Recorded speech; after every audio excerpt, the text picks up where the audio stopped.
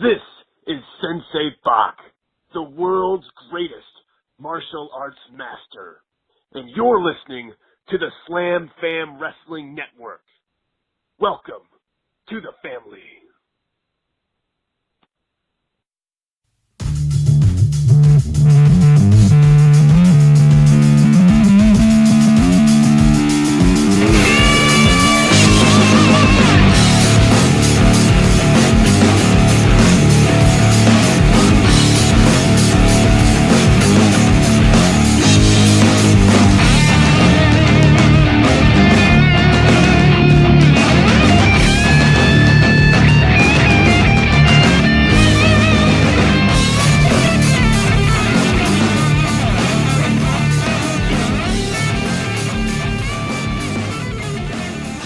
Ladies and gentlemen, welcome to this week's episode of Off the Chest of Timothy Regal. Alex, what episode is this? 70. We've been here for 70 weeks? Yeah. We haven't been here for 70 weeks. We were on another network for a while. Well, you know. But we've been here doing here. Off the Chest of Timothy Regal for 70 straight weeks. What did we do for the 1 year? I don't know. I don't even remember. I don't remember. Hey, you know what 70 weeks means? What? We're only 13 weeks away from beating Eric Bischoff, Nitro's streak of Raw, of defeating Raw in the ratings. That's true. It was 83 weeks. Yeah. So 14 weeks will have lasted longer. You know, 83 weeks would be a good name for a podcast. It's terrible. Terrible name have for a you podcast. listened to it? No, it's just 83 weeks is a terrible podcast. Oh, no, I like it. Really? Yeah, I really like it. I listened to it. I'm like, fuck. Bischoff is the, spin master. Bischoff spent 2.5 hours burying Bret Hart. I haven't listened to that one yet. Which, anybody who knows me knows that if you spend 2.5 hours burying Bret Hart and talking about how much of a piece of garbage Bret Hart is, and that he's a legend in his own mind, I'm probably going to like you. Well, you know, but Bret Hart's one of the... You have to give Bret credit. Bret Hart's top 15 all time. Maybe top 15. I would not put him top 10. I wouldn't put him top 5. I wouldn't put him top 5. Who are your top 5? Bret, top 5 all time in ring. Yeah. Ric Flair. Yeah. Hulk Hogan. He's my in ring. Are we talking? Okay. What are we talking? Are we talking bell to bell? Or are we talking total package? That's the question. Total package. Okay. Total package. Bret goes down farther. Ric Bret Flair wasn't much of a promo except for when he was a heel. Actually, if we're going total package and I have to look at the wrestling business objectively, Hulk Hogan is number 1. Okay, but if you are we talking about making money, or are we talking about this is entertainment? the problem when you ask for a top 5. There's so many different factors to take in. Okay, so here I will give you this. I will give you my top 5 people. Take money out of the equation. Top 5 you enjoyed the most. Talking, wrestling, charismatic, entertaining. For me, top 5? Okay, yes. Number 1, Ric Flair. Okay. He's my number 3. Number 2, Stone Cold Steve Austin. He's my number 1. Number 3, Undertaker. Not in my top 5. Number 4, Edge. Really? Number 5, Seth Rollins. Okay. My number 1 is Steve Austin. Okay. My number 2 is, dig it, Randy Savage. I'm sure I could get a lot of heat from a lot of people for Randy would be in the second tier, and let's be honest, I gotta put Seth in the top 5. Yeah, my 3 is Flair. Okay. And then my 4 and 5 might be kind of controversial. Okay. Some people might disagree with me. My 4 and 5, and I don't know what order I could put them in. Mick Foley and Dusty Rhodes, for me. Well, I think I would say Dusty is definitely going to be in my second tier. Yeah. So I'll go second. I'll do 6 through 10 for me. Number 6, Macho.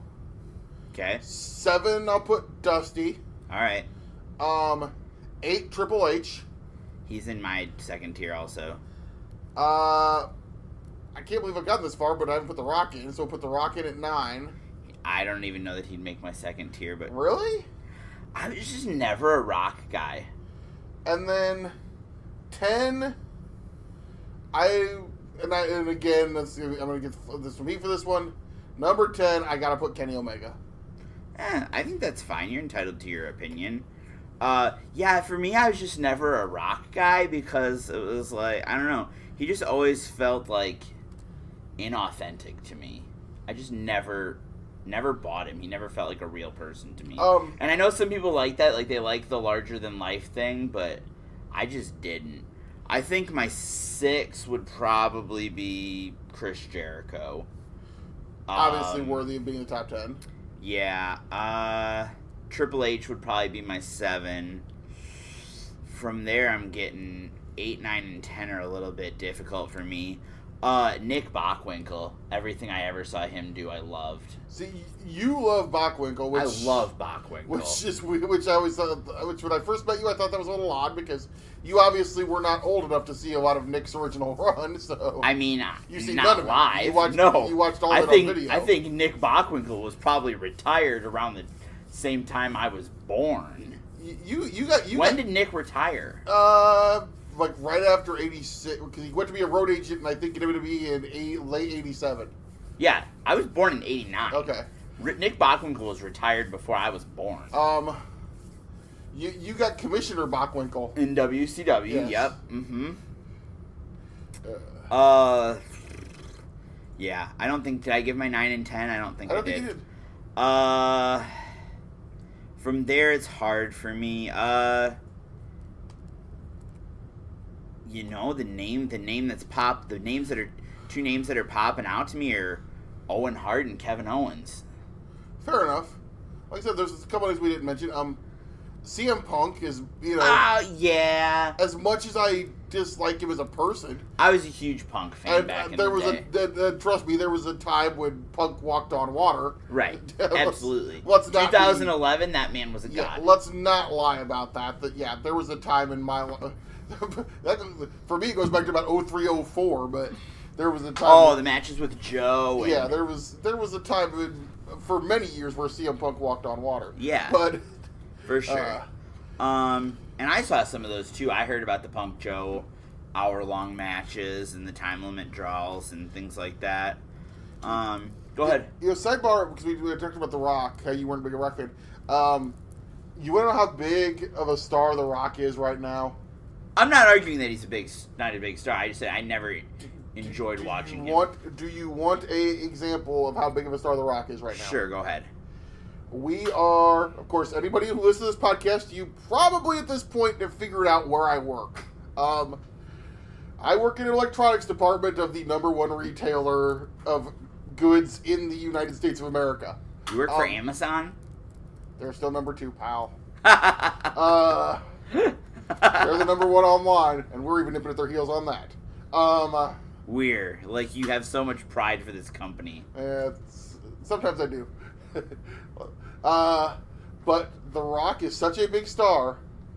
We're resetting the movie section, and I look at the sheets today. There is an entire section, like the section, how the movies are in sections. Yeah. There is literally an entire section, 40 slots of DVDs. Yeah. On one of the end sections now, that is nothing but The Rock. There is an entire section that Walmart has dedicated to selling movies and wrestling DVDs of Dwayne The Rock Johnson. He literally is that pretty much means you're the biggest star in the world right now, because we're literally saying, okay, we have to have an entire section of nothing but The Rock. That's true. Yeah, you know what my favorite Rock run honestly was? Hollywood Rock. Hollywood Rock was amazing. The promos, was that the first time he did the Rock concert? Yep. Yeah, where he came out and sang. Well, and I think the reason why I like that so much better is that I guess I always felt like Rock was inauthentic. And when you're a babyface and I don't feel like you're authentic, I think that's a bad thing. Because for me, my favorite babyfaces were the ones I could relate to. Oh, you mean Mick Foley, Dusty Rhodes. But with Rock, when he was a heel and he was inauthentic, I loved it. Oh, you mean inauthentic babyfaces? Like, certain members of the Rock's family? Yeah. You know who else I think deserves an honorable mention here? John Cena? Oh, sure. Yes. John Cena's very good. I don't care what anybody says, dude, because it became... And we actually were just watching things and talked about this, and we've talked about this, I think, before the show. The Cena sucks and booing John Cena became the fashionable thing for 30-year-old internet marks who fly themselves to pay-per-views and pay for front row tickets to Monday Night Raw. It became the fashionable thing for them to do. You know what, Regal? What? Why don't you just admit that you are jealous of the supermarket, the front row camera side people? You wish that could be you. Do you really? If you had the financial means, and the schedule to be one of those people, can you honestly, without a shadow of a doubt, tell me that you would not be one of those people? I wouldn't be. You wouldn't. No, because I wouldn't be going to WWE. Okay, so you'd be the front row guy at New Japan Pro Wrestling. I would probably fly myself to Tokyo and go to the Tokyo Dome on January 4th. You would live in Tokyo. I would probably... Would you live in Tokyo? I don't think I'd live there. I would probably... I heard the hotel rooms there are real small. Yeah, I'm a big dude. I'd fly myself out to San Diego, go to the Cow Palace. I would have probably flown myself to both New Japan shows. I might be at WrestleMania every year. I might go to SummerSlam, but I'm not going to be one of these guys that goes to every B-level brand-specific... Well, they don't do brand-specific anymore, but the brand-specific... Like, honestly, if I would have flown my... Okay, if you're one of those people, and you flew yourself They don't listen to this podcast, by the way. No, they don't. Because... You know, they listen to themselves. They probably have their own podcast where they listen to themselves. God! Could you imagine some internet famous wrestling supermark having their own podcast? I would guess that Frank the Clown probably has a podcast. I'm not going to listen to it. I bet that fucking... Brock Lesnar guy? Big guy that Seth Rollins did a moonsault off the Ted Petty Invitational 04. I bet he has his own podcast. It was 05, sorry. I bet he does, and I bet his podcast is way better than those fuckers. Wow. No. Okay, so here's the thing with that. Okay? If I'm one of those guys and I had actually flown myself, paid for an airline ticket, paid for a hotel, and then actually paid for the $500 or whatever it is for a front row ticket to Backlash... Hey. I would be so pissed. That's the thing. I also question the fact that these guys blindly follow, like lemmings, over the cliff, all the stupid fucking bullshit that WWE main roster has forced down our throat in the last 6 months. Okay, and here we go, and I'm going to do it. Okay, so, Alex, have you looked at any of this Sami Zayn and Bobby Lashley feud? Nope. Don't care. Do yourself a favor and don't, okay? Because I figured a few weeks ago, I'm like, yeah, okay, I got an hour and a half before I got to get ready for work. I'll actually check out Monday Night Raw on a Tuesday morning. Yeah, big fucking mistake that was. Because what I got was Sami Zayn coming out and cutting a promo about stalking Bobby Lashley with burner Instagram accounts. Okay, here's the thing. 1, so you're making Sami Zayn's gimmick a creepy internet stalker who uses burner Instagram accounts? 2, no WWE wrestler, no WWE performer, no WWE superstar, as they like to call them, has the time to sit at home in front of a computer using burner Instagram accounts. Okay, they're on the road 4 days a week. They're wrestling. They're at the gym. Their life is about being a performer for the WWE. They're not going to sit around with burner fucking Instagram accounts stalking their opponent.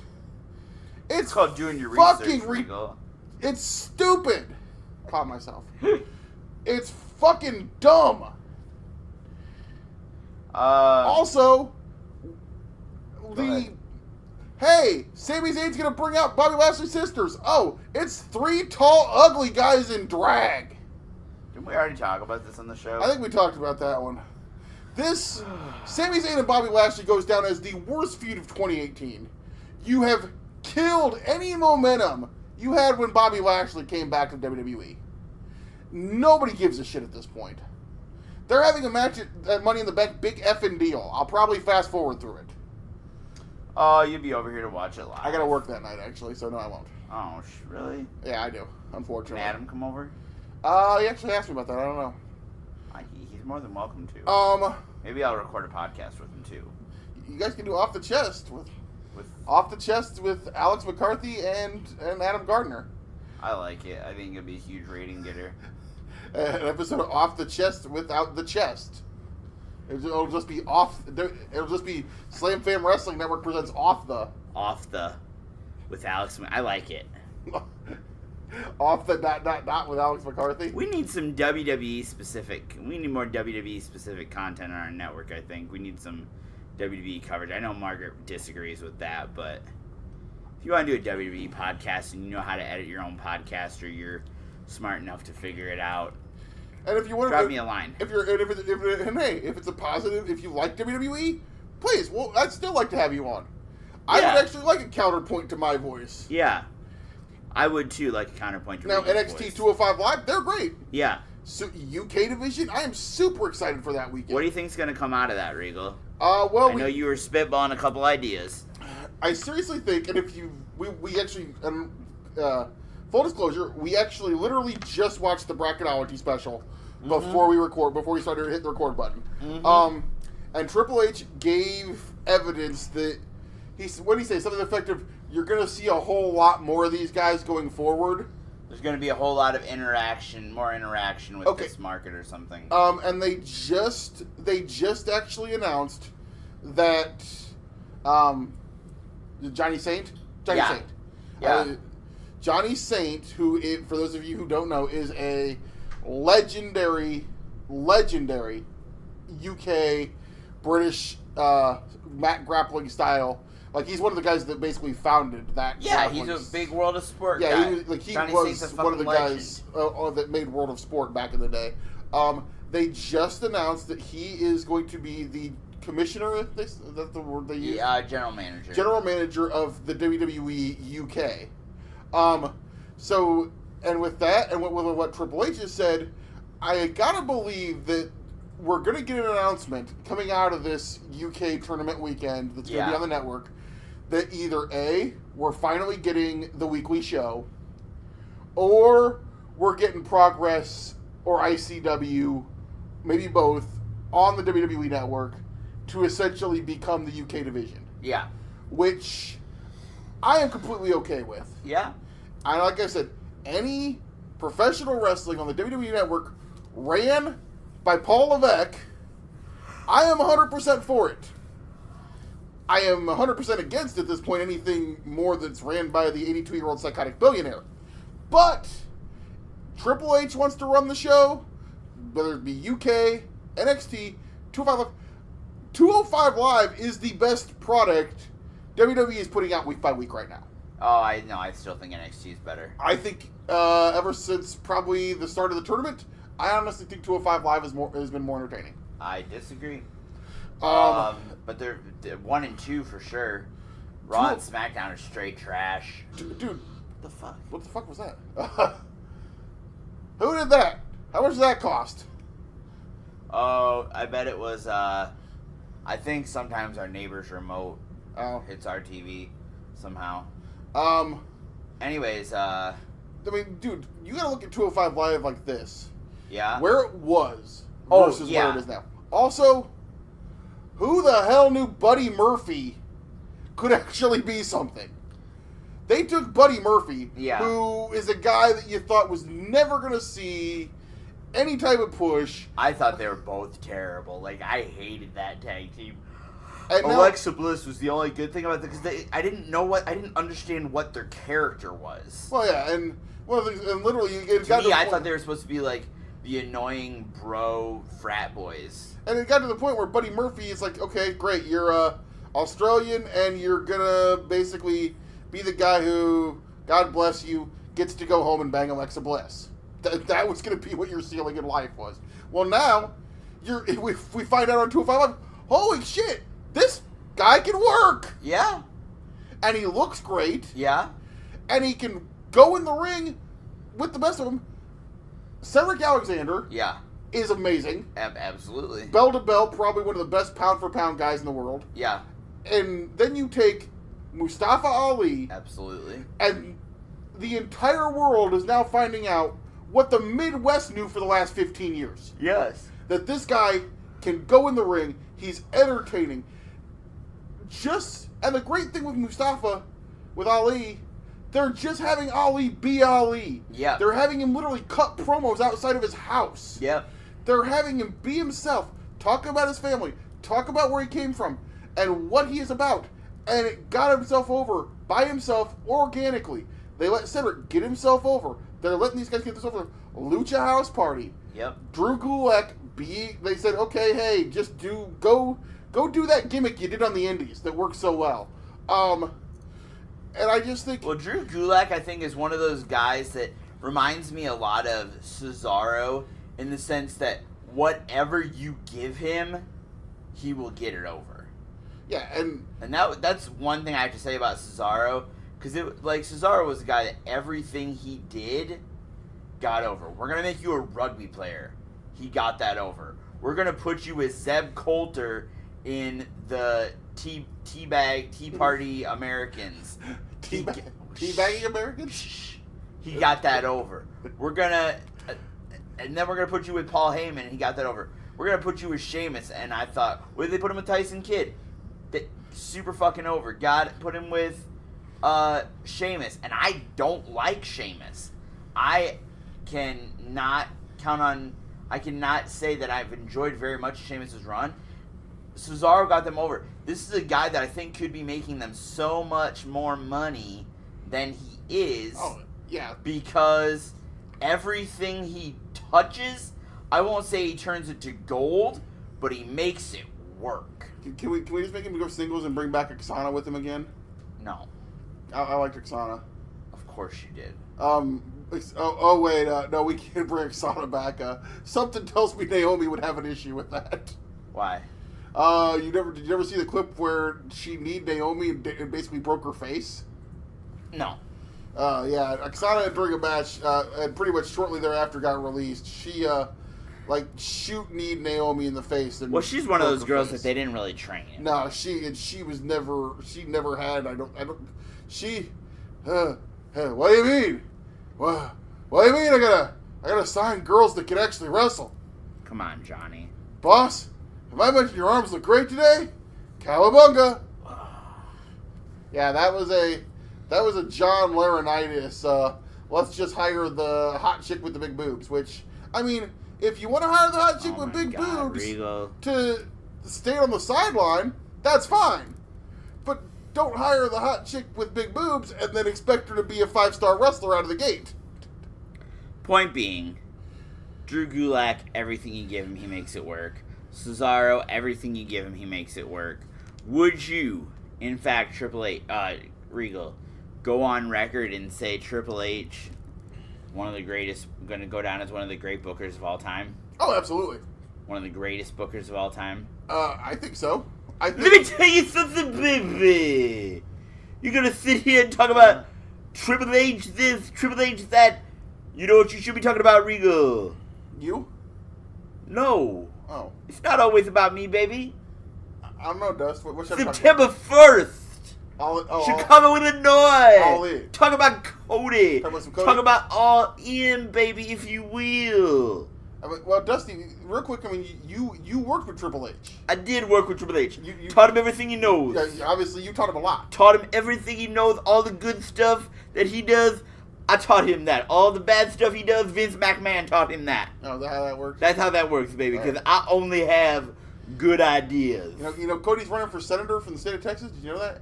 He what? He's going to run for senator from the state of Texas. He lives in Georgia, doesn't he? Apparently he moved back to Texas. He's going to run for senator. Well, I'll vote for him. You can't vote, Dust. No, I think in some states I can still vote. Oh, well, no, trust me, in Chicago, you probably voted early and often. Yeah, that's what I'm trying to say, baby. But what do you think about this?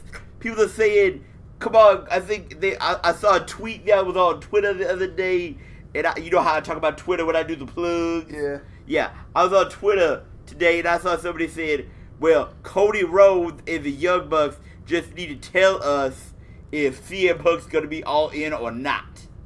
And Cody, my son, my very smart son, the most intelligent booker alive today, said, why would we tell you who was going to be on the show, tell you everybody who was going to be on the show, it wasn't going to be on the show? That doesn't make any sense.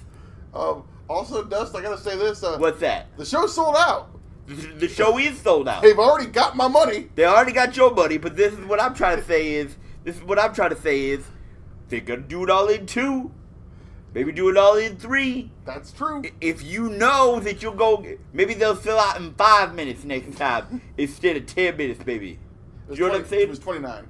29 minutes? 29 minutes. Well, they're still going to sell out in 5 minutes next time if they pull out a surprise like my good friend CM the Punk. Yeah, no, it's like, no, that's a good point. They've already got It's like the money for All in One. Eric Cannon, my good friend Eric Cannon, First Wrestling. He had his show sold out for months. And then he pulled out Ultimo Dragon. Ultimo Dragon versus Mike Quackenbush as the opener of your show. Unannounced. Like, Jesus Christ, Eric.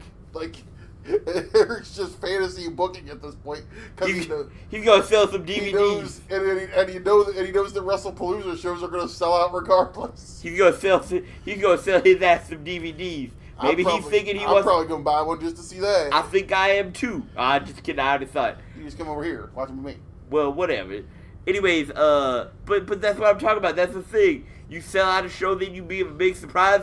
Next time you sell out faster. Next time you can charge a little more for them tickets. Who is calling you? Doug Ritter. Doug Ritter? Doug Ritter, why you calling this podcast when I'm on here talking, baby? Hey, Doug, Dusty's mad because you called during the podcast. You'll have that. I told Regal he needed to silence that phone. Hey, Doug. What'd you get your brother, that egg-sucking dog Matt Ritter, for Christmas this year? A whole lot of nothing, I think. That's good. You should have got him less. You should have went and robbed his house. Hey, Douglas. I know a guy. While you're on the phone, I gotta. You said you know a guy, Eddie Kingston? I heard he was looking for the Coke factory. Hey, Douglas. While you're on the phone, I got a question for you. Because we're actually on this topic. You know, whether they're going to announce CM Punk for All In or not, I said, they don't need to. The show's sold out. They've already got my money. They're going to announce CM Punk for one reason. They're going to announce CM Punk, but they're also going to announce it's going to be pay-per-view, and it's going to outdraw pretty much any other wrestling pay-per-view. I know. I talked about Thug Cody. He said he's not gonna stream it. He's already said that. He's not going to stream it. They just don't have a streaming platform yet. No, I thought he said no. He said he didn't want to stream it at all. Give it time. But hey, Douglas, I'll call you back when we're done recording. I got to talk to the Dream. So. All right, give me a call later. All right, bye. No, he said he was. I'd have to find it on the Twitter, but I'm pretty sure he said he wasn't going to put it on. He wasn't going to put it on pay-per-view. He wasn't going to stream it. I guarantee you this show ends up on some form of stream or pay-per-view. They may end up doing it on traditional pay-per-view, where they can charge more money.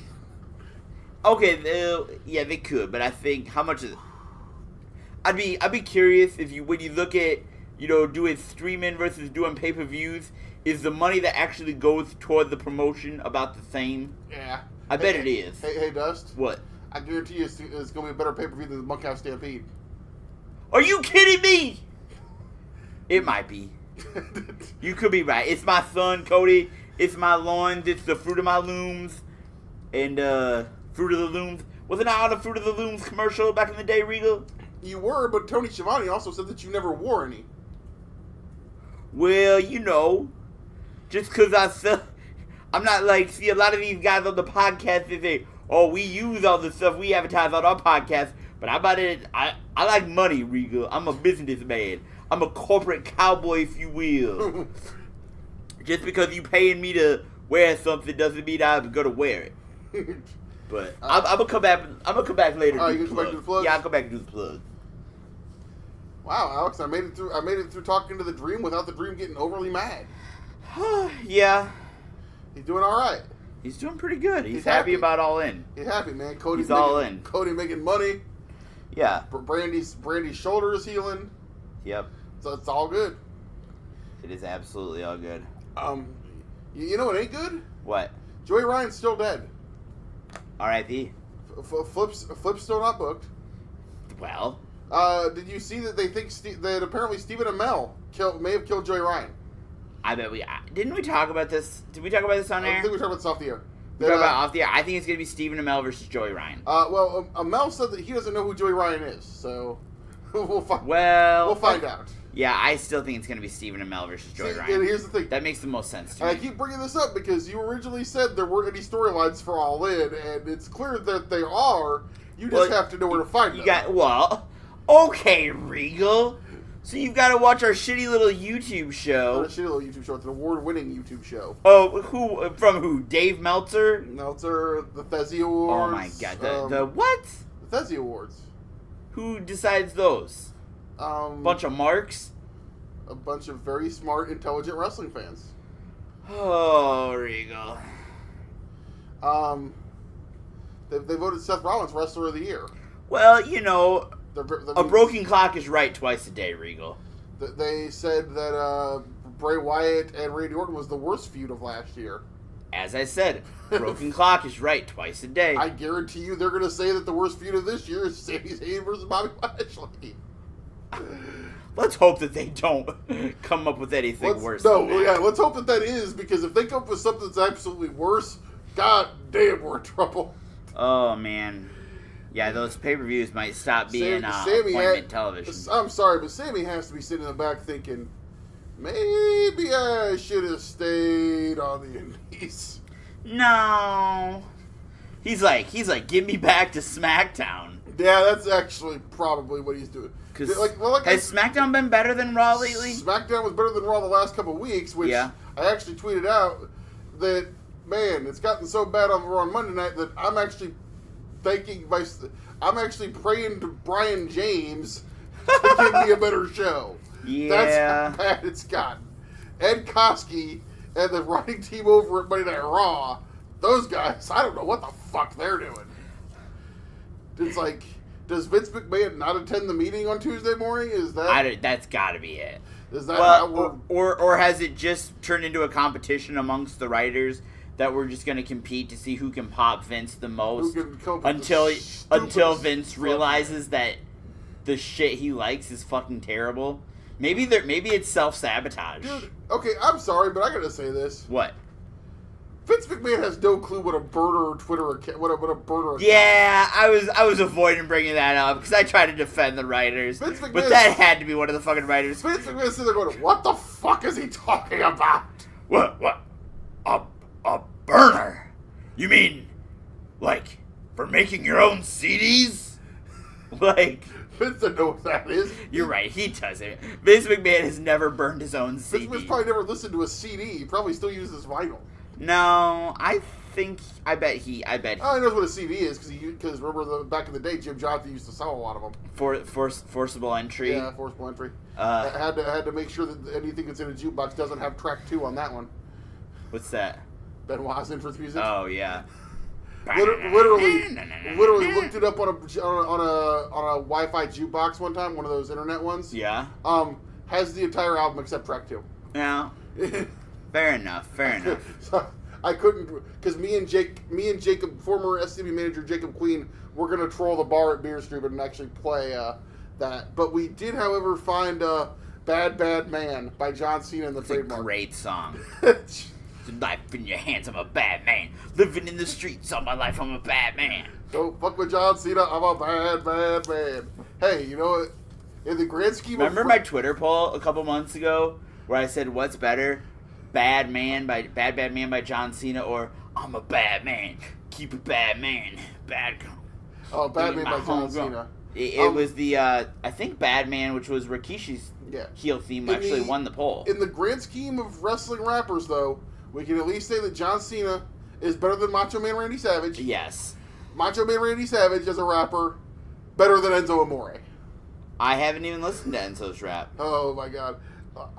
I should play that right now on the show. No. And have you listen to it. We should have Margaret listen to it too. No. That needs to be a topic on bells. Hey Margaret. No. What? On the next You Bells know, in the Cell. hold on. Anytime you say, "Hey, Margaret," her response is always such a, like, disgusted, what? Because she's like, what stupid, sexist, misogynistic, ass-backwards thing is Regal going to say to me today? This one's a good idea. Every fucking week. Because I legitimately want remember this. when we used to have a drinking game when we said absolutely take a drink? When Regal goes, "Hey, Margaret," and she goes, "What?" That needs to be a take a drink. What is it, Regal? Okay, so I have an idea for the next Bells in the Cell. You and Kat need to watch the Enzo Amore rap video. I've already watched it. I already hate it. Okay, but Kat, I don't know if Kat has. Don't tell Kat you're gonna show it to her. Just play it, so we can get. How's- That shit's horrible. How's that going to work when they're in two different Before states? you we do it. Oh, okay. Well, you can send it to her, I guess. I don't know, but make it happen. That'd be Kat's reaction to the Enzo Amore rap video is probably gonna be amazing. Probably. How have I already seen it, Regal? I haven't watched it yet. Or heard of it at least. It's bad. It's like every horrible YouTuber Nope. that ever tried to do a diss track. Number one, the I tra- accidentally deleted. the track is horrible. Okay, the track is horrible, but then you add on to the fact that it's also basically him saying that he was innocent of all charges and mocking the person who accused him. It makes it 1,000 times worse. But yeah, it would be bad enough just over the fact that he is a fucking shitty, horrible rapper. But then he has to go and take it one step further. It's terrible. But he's real one. Okay?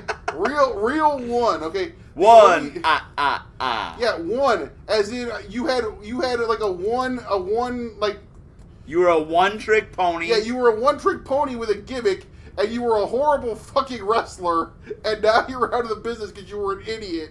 Go fuck yourself, Enzo. Absolutely. Mark Storm keeps saying we need to book him for SCW. Enzo? Yeah. Why? I don't know. I don't think it's So going to I- happen. So I can kick him in the balls? Maybe him and Sean Morrow can have a rap battle.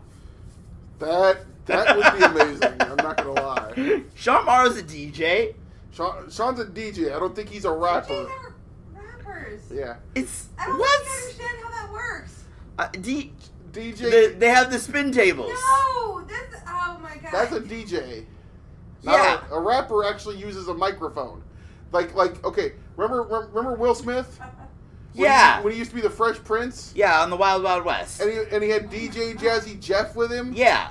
Okay. So they were like a tag team. What kind of? Boom! Enzo Amore and DJ Sean versus Vicious and Delicious. # book it. Hashtag no. Hashtag Merrick Brave is never letting you ever have anywhere near a book. What about this book, Regal? No, don't do it. Oh God. Today's lesson comes from the That's 7-Star Mind Manifesto. That's a big book. Volume 28, page 1553. Heroes of the Roman Republic had always been celebrated for their incorruptibility and for their preference for public service.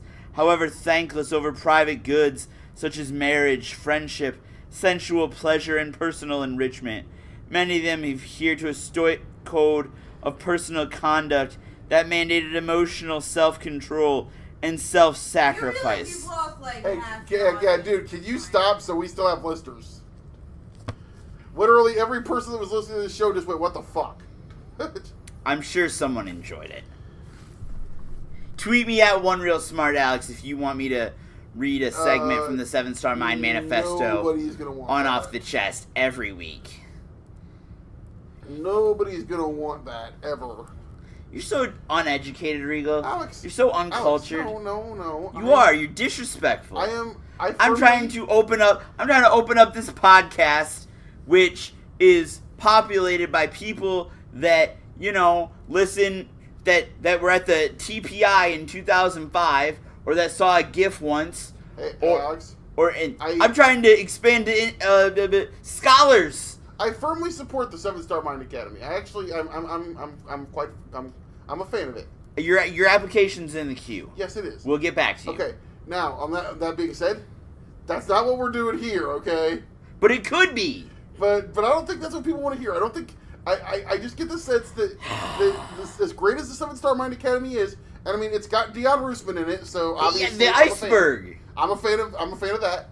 It's got It's got your favorite dog. How dare you disparage the Moondog on my podcast? I hear Donald Trump's a big fan. No. You beat up Sentai. Well, yeah. Sentai's from Thailand. Oh, that's true.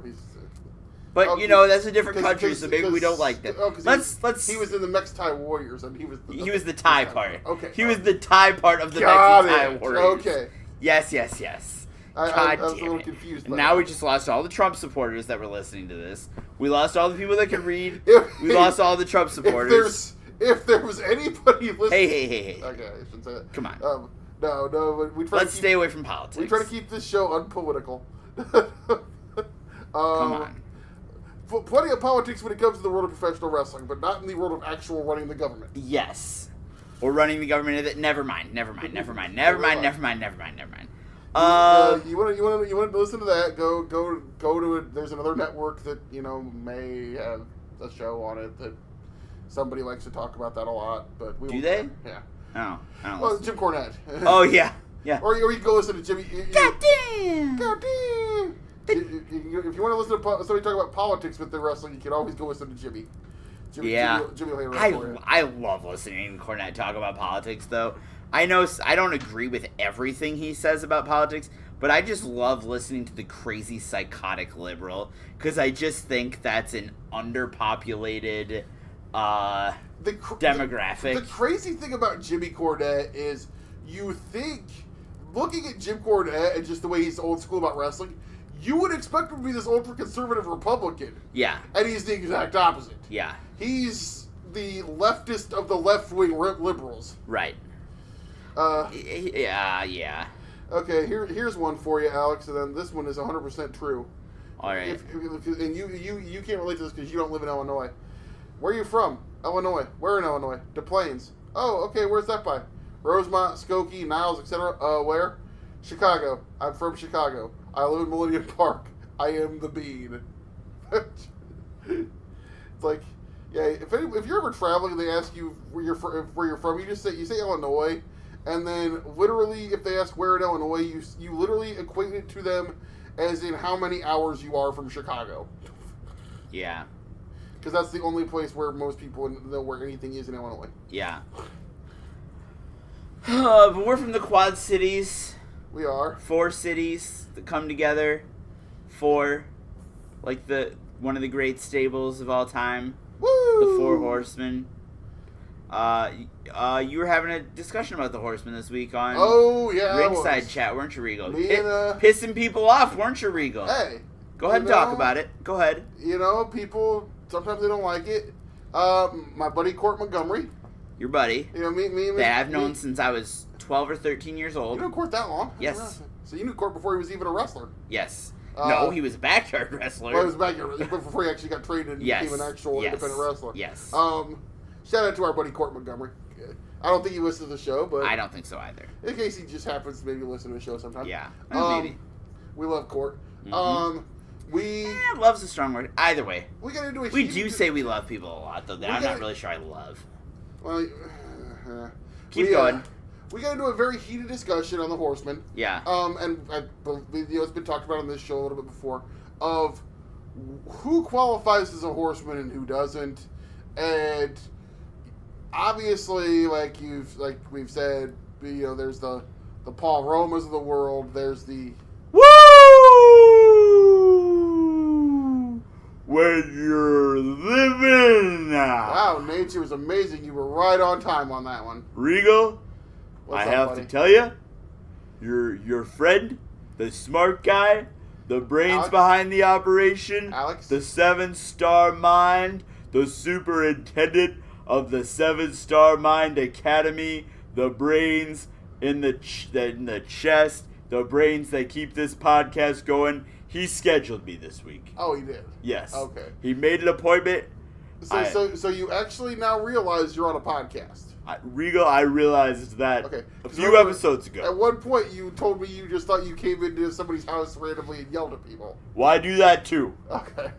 Uh, John G brought that up this week on social media. A while ago, actually. Alex just liked the tweet. Yeah. Okay. Anyways, We're talking you have about the questions for me. You want to talk about the Horsemen? Okay. Your favorite stable of all My time. favorite stable of all You time. wanted to be a horseman. I did. All your friends wanted to be horsemen. They did. Your parents wanted to be horsemen. Well, Dad, Your mom maybe- wanted to be a horseman. Your mom wanted to be with a horseman. Woo! My mom hated She horses. wanted to ride Space Mountain. Oh, she didn't hate wrestling when the Nature Boy was on the I card. hate to tell you, Rick, but No, I'll tell you. She didn't hate wrestling when the Nature Boy was on the card. If you say so, Rick. Oh, you know. But okay, Rick. She wanted a ticket to Space Mountain. Okay, enough about things that my mom may have wanted to do that I don't want to think about. But we were talking about the Horsemen, and Yeah. obviously, who qualifies and who doesn't. My horseman, Mount Rushmore. Okay, Are you ready? sure, Rick, give it to us. Me, Well, obviously. obviously. Ashley. David. And Mongo. Really? No, I'm ribbing you. Come on, Regal. I had you going there for a minute, didn't I? Rick, you're killing me. Me, Ashley, David, and Mongo. So obviously there's you. Obvious. Are you kidding me? Well- Are we even having a discussion about this? No, but okay, there's me, you, Arn. Oli. Yeah. Yeah. Okay. Are we talking about who was a horseman and who wasn't, or are we talking about the Mount We're Rushmore? talking about who was we'll just cover the horse. Okay, Arn, all right. You, Arn, Arn, Oli, obviously a horse. Tully. Go what? Stop it! You don't tell me who's a horseman and who wasn't. Damn it! You No. give me a name, I'll tell you a horseman or not a horseman. So we got you, Arn, and Oli. We'll start there. Only Tully. yes, Tully. yes, Tully. JJ. Obviously. Barry. Well, hold on. JJ was the manager of the horsemen. Because there's the 4 horsemen. But he was an integral part. JJ was always the 5th. Yeah. So would he count in the 4? I think he does. Okay, so listen here, dumbass. If the 4 horsemen is Ric Flair, Tully Blanchard, Arn Anderson, Ole Anderson, and JJ Dillon, what's the problem here? Now, I know your people are listening to this and they're not watching it. How many fingers am I holding up, dumbass? 5? 5. Does that work? Well, I guess Does that work? No. If we're the 4 horsemen and I'm holding up 5 fingers, does that work? No. No. So was Okay. JJ Dillon a horseman? No. No. God, you're stupid. Okay. Who else? We got Barry. Barry, yes, obviously. Luger. Sure. Okay, so yeah, we got those. Paul Roma. Never a horseman. Sid Vicious. For a cup of coffee. Okay. Sting. Yeah. He was. Rick, you literally cut a promo and told him he was never a horseman. You know it's a work, right? I love you for that. You know this whole thing that you know it's a work, right? Yeah, I do. So yes, Sting was a horseman. Mongo. It was the 90s, man. He was one of the biggest stars of the 80s. Chicago Bears, my favorite football team of all time. Well, actually, my favorite football team of all time is the Carolina Panthers. But big fan of the Bears. Had to bring Mongo in. And was he the best wrestler? No. Was he serviceable for his size and experience and the shape he was in? I thought he was fine. He was okay. I'd consider him maybe a junior horseman. Rick, be honest. You brought him in so you could have Deborah around. Well, you know Deborah wanted to ride Space Mountain. You literally did an angle with the guy standing right there with his wife hanging all over you, Rick. Well, Kevin Green introduced me to Mongo. I met Deborah. I said, Eric, you want to keep me around, you got to find something for this guy to do. So they put him on commentary, and he was terrible. So Eric said, let's put him in the Horseman. And I said, damn you. And I let it happen. So, because of Deborah, yes, Mongo was a Horseman. Chris Benoit. Obviously. Dean Malenko. Yes. Last one, Brian Pillman. I struggle with that one, because was he ever really a full member? I'm going to put him in that junior horseman category. Okay. And Kendall Windham. Never a horseman. Technically for 1 week. Who are you telling me? It's in the book. What book? I didn't write no book. The Four Horsemen. Who wrote the book? A guy named Dick Bourne. Dick Bourne? He runs Mid-Atlantic Gateway. It sounds like a disease. I don't want to talk about diseases, though, because... Yeah, that's a soft subject with the Nature Boy. Guy's name is Dick Bourne. Anyways. Sounds like a disease. Shut up. Don't you laugh at me. I see the way you treat Dusty every week. I'm laughing with you, Rick. I'm not laughing. I love you. I'm going to put your ass in the figure four right now because you're trying to tell me. Rick, I love you. I'm going to put your ass in the figure four right now because you're trying to tell me who was a horseman and who wasn't. Take my jacket off. I'm out of here. All right, Rick. Dang, long. Rick got fired up.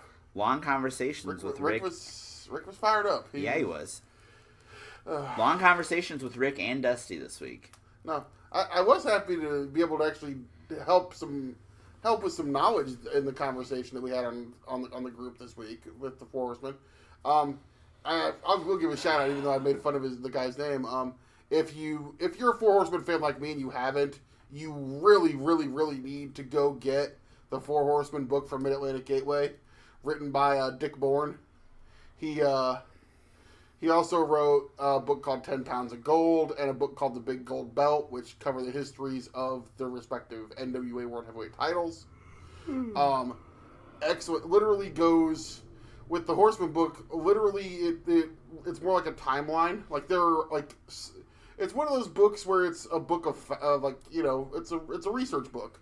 It goes week by week by going through what the history of the Horseman was, and then there are little sidebars, including a sidebar about that transition period when Arn and Tully left, and Rick, Barry, and JJ continued on as the Horsemen, and they actually did an angle where Kendall Windham, Barry's brother, turned on Eddie Gilbert and held up four fingers, and then did a promo. Well, anybody can call themselves a horseman. They actually had Kendall in a promo that I want to say aired on Worldwide. It was on syndicated TV. It wasn't on the TBS show. Yeah. They actually did have him in, and they were making references in promos to bringing in, like they were trying to court Butch Reed. Yeah. As a possible fourth horseman. And then everything changes when JJ gives his notice that he's going north to work for Vince in the office, and they do the angle like real quick in 1 week of TV where Hiro Matsuda buys the Four Horsemen and turns it into the Kawasaki Corporation or something like that. You've said something different every time. On Ringside Chat, you said the Yamaguchi Corporation. Yamasaki Corporation. That's actually what it is. Okay. I actually looked it up in the book before I typed it. The book sits on my desk. I keep it. I literally have it displayed on my desk. You have a desk? Yeah. Okay. I have the book displayed on my desk because it's signed by. It's signed because I won it in a contest. Yeah, I remember. And it's signed and with a handwritten note from Dick Bourne, the author, and then I had JJ write a note in it as well at the Hall of Fame. I keep hoping maybe somebody from the Horsemen will be at StarCast so I could take it with me and have it. Isn't Arn announced? No, that doesn't. Arn's that would make agent sense. for WWE. Yeah. You're right. You'd think Conrad would call his future father-in-law and say, "Hey, Pop. I bet he doesn't call him Pop. That's what Bruce says. You gonna talk about Pop? Isn't that what Steph and Hunter's kids call Vince? Pop? I think so. I think that's it. I think that's why. I think that's what Bruce. God damn it! Don't call me Pop. Call me Big Pop. Whenever if you ever listen or watch on the network, whenever Bruce doesn't want to say anything bad about Triple H, Conrad says, "Get the chapstick," and then Bruce will fire back with something effective. "Oh, you can go ahead and say something bad about Pop." All right, Regal. For not having any idea what we were going to talk about this week, we've actually done great. Where are we at? What are we at? We're just under an hour. Okay. We were gonna do that thing, remember? Oh, I forgot about that. Do you need me to switch it to? Yeah, switch it to the Chromecast? Chromecast. All right. Okay, folks. So as a final step in this, this is the last thing we're doing today, in this right? week's show. I'm gonna go refill my water bottle. You talk. We are going to do a YouTube watch along. And what I'll do is when we tweet the show out, we'll tweet this link for YouTube out with the link with the show, and we'll put it to the top of the profile so you guys can find it real easy. I'm actually having to find it. I gotta go back through Thomas Montgomery's DM that he sent me. I had dinner with Thomas Montgomery last night. You did have dinner with Thomas Montgomery. How did that go, by the way? Good. We talked more about our old Hy-Vee days than wrestling, honestly. Well, sometimes you gotta do it. We talked about wrestling a lot, but... Let me tell you something, baby. Obviously, we're going to get through the ad and all that stuff. Next Saturday, this coming Saturday when this comes out, 3XW invades Mingo Days in Mingo, Iowa. So if Mingo's within driving distance for you, come see the 7-Star Mind. We're going to have a main event, Rory Fox and Sharkbait Gutierrez for the 3XW Championship. I'm going to be leading the summer school edition of the 7-Star Mind Academy. Moondog, obviously, he's in school all year round. All right, so we got Black Danger, Ultimo Maldito, y Mirage versus Arcangel Divino, Black Destiny, and who else? It's It's a YouTube. It's here we it's a go. AAA match. It's Now Black he's gonna Danger, butcher the Ultimo Maldito, and Mirage versus Archangel Divino, Black Destiny, and Gino Delare. Okay, so on YouTube we are. I got it paused at 2 seconds. So if you can get it paused at 2 seconds and you're looking at the logo, go ahead and hit this. I'm going to give you the countdown. And like I said, if you want to find this, it's going to be at the top. We'll pin it to the Twitter. I'm going to give you the countdown in 5, 4, 3, 2, 1, play. Now, I have seen this match. Alex has not. Oh, this is the one that they were. Merrick Brave was tweeting. Yeah, this is Merrick Brave was tweeting that. Turn it down just a little bit. I'm gonna turn it down a lot. Yeah, there's no commentary on this, so. But we don't want to get the background noise. Here we have and honestly, I don't know who these guys are. So this is actually the opening match from a Arena Coliseo show, I believe, in Mexico. Guy in monster-looking mask taking on guy in hoodie here. I don't know who the hell these guys are, but I just want to get to this and get your reaction. Head spring up, lucha, of course. Nothing too revolutionary so far. Traditional start. I mean, the lucha, excellent chain wrestling. Yeah. Oh yeah. Excellent. Lucha chain wrestling. Yeah. Thomas was telling me apparently two of these guys before getting into AAA were actually doing matches on street corners for money.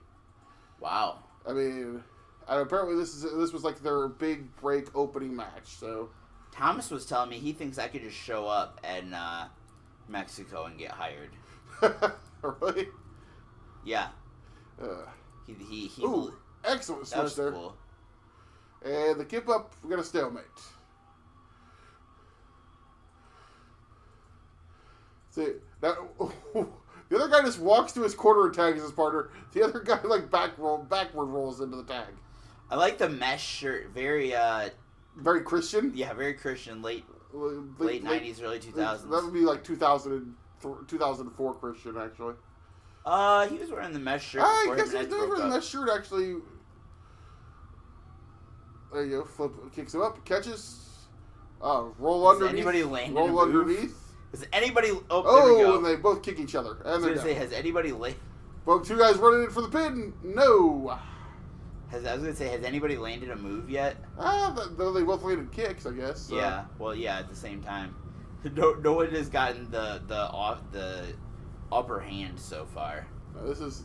the guy that looks like Ghetto Pentagon just popped the guy in the black hoodie in the mouth. Oh, that Whoa. was cool. Oh, damn.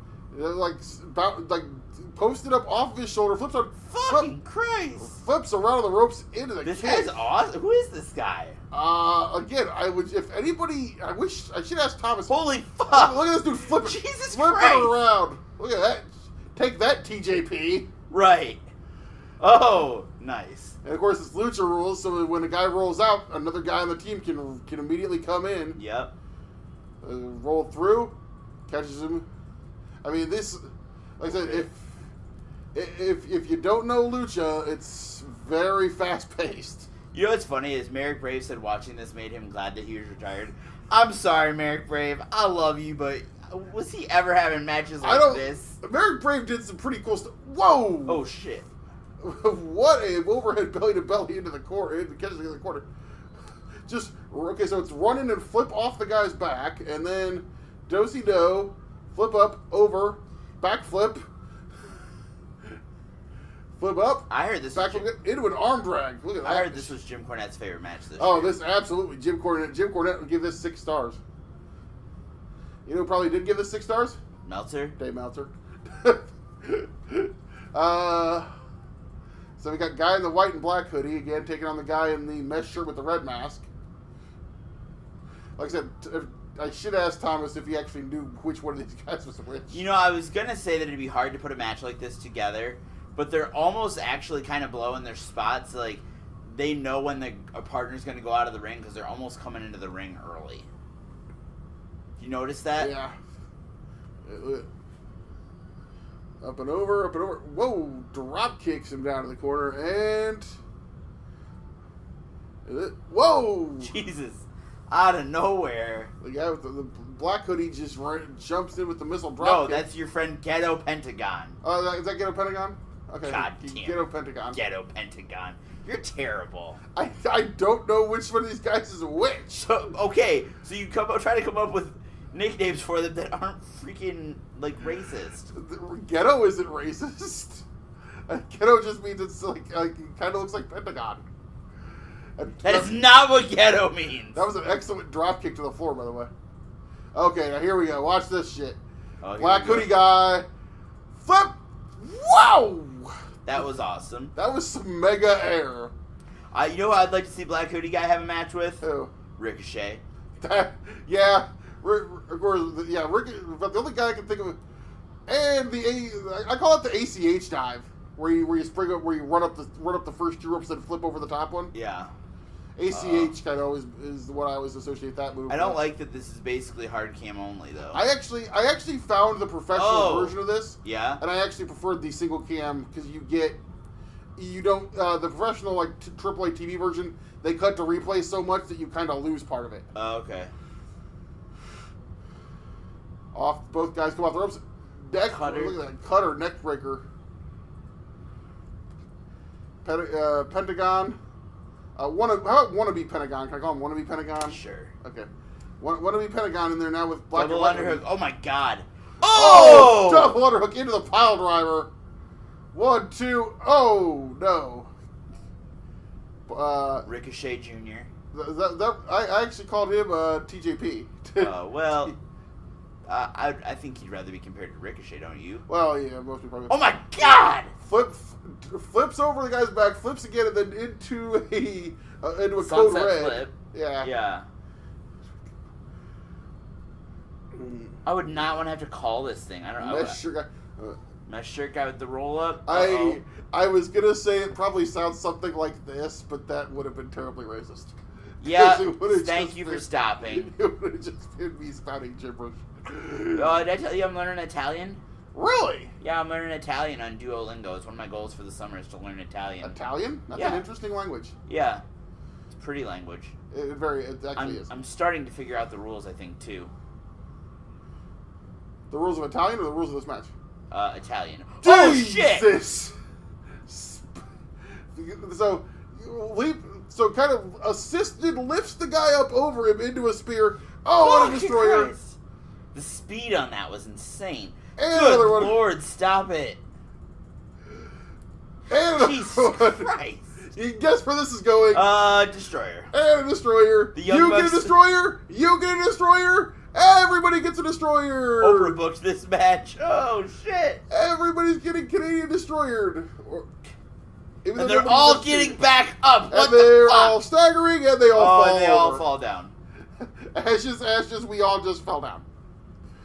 That's actually one of my favorite commentary lines ever was when Nevin Knoxville did the dive onto a bunch of dudes, and I go, and they all fall down. Off the ropes. Oh, Tope shit. Suicida. That was nice. Actually, it was Tope Con Hilo. Suicide's when you go straight. Con Hilo is when you flip. Okay. Here we go. Black hoodie on the top rope. The other guys are underneath. What do we got here? Oh, God. Somebody's about to die. I'm guessing... Hurricanrana! Actually, Hurricanrana into the Tope Con Hilo, so not overly bad on that one. Guys fighting on the outside. Lifts up into the electric chair. Oh, shit. Off the ropes. Oh. Ah! Jesus Christ! That's the spot right there. Damn. Electric chair, Tope Suicida. It's like, holy shit. Flip. What is spin, Jesus spin, Christ. spinning. Is it Armbar. And it's over. Oh my God. That was incredible. This is the opening match? That was the opening match in AAA. Is this the show where Jeff Jarrett won the title? I don't think so, no. Okay. This match actually was from a couple months ago, and Larietto started jiffing it. Yeah. And then it kind of has gone viral since then. AAA actually, like I said, AAA actually put up the TV version of the match. But I actually like the hard cam because you don't lose the match. But yeah, that was like... that was insane. Thomas sent me that. Yeah. And he said, you have to watch this. Trust me. He goes, this is insane. I'm like, oh, I think I've actually seen some of it because I saw a bunch of GIFs of it. And Thomas literally screamed at me through social media and said, watching GIFs is not watching a wrestling match. I'm like, okay, I'll watch the whole match. And I'm really glad I did. I sent this to Craig. Yeah. And Craig immediately texted, I said, watch this immediately, and then please text me what you think. Yeah. And Craig says, text back, that was 9 minutes of pure insanity. Yeah. What's Ricky Martin doing out here? I don't know. That guy kind of looks like fat Ricky Martin. I said, hey, let me do that. That's Ricky Martin, isn't it? Is that Enrique Iglesias? I think it was, I don't know who that was. No, that was a one-hit wonder by some random... Ricky Martin was, Living La Vida Loca. Side The inside. ketchup song or whatever? No, that was a one-hit wonder. Oh, my Spanish teacher used to always play that in the hall outside her room in the morning. I say that, hey, Are we're done. Yeah. Okay. But, Let me tell you something, baby. we're Here to the not plug. done. Go ahead and follow SCW Regal at SCW Regal 444. Follow Margaret Adele at Beth of the Cell. Follow Alex at Wood Real Smart Alex. Follow Slam Fam at Slam Fam Wrestling on Twitter. Slam Fam Wrestling on Instagram. Go ahead and like the Slam Fam Wrestling Network on Facebook. And now let me turn it over to my good friend, Mr. Lance Catamaran. For Timothy Regal, Alex McCarthy, Margaret Adele, Ric Flair, Dusty Rhodes, and anyone else that was on this damn podcast this week, this is Lance Catamaran, and we'll see you at the show. We're gonna go for a walk now.